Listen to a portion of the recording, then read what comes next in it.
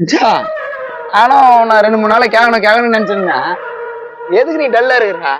அடா போ மச்சான், வாழ்க்கையில நிம்மதியே இல்லை மச்சான். வாழ்க்கையே பிரச்சனையே இருக்குது. என்னடா அப்படி சொல்றா? என்னடா ஆச்சு? அது ஏன்னா என்னாச்சுன்னு கேட்டுனுக்குற. எப்ப பாரு என் பொண்டாட்டி சண்டை போட்டு அவங்க அம்மா வீட்டுக்கு ஓடி போறான் மச்சான். ஐயோ பாவம். ஒருடா பாத்துக்கலாம். ஆனா ஒண்ணு மச்சான், என்ன மச்சான்? என் பொண்டாட்டி இது வரைக்கும் சண்டை போட்டுன்னு அங்க அம்மா வீடுன்னு போன நாளே கிடையாது. என்னடா சொல்ற? ஆமா இந்த காலத்துல இப்படி ஒரு பொண்டாட்டியா? கோயில் கட்டி கும்பிடலாம் போல இருக்குது மச்சான். அவசரப்படாத. என்ன ஏன்னு கேளு. ஏன்னா அவ இருக்கிறதே அவங்க அம்மா வீட்டுல தான்.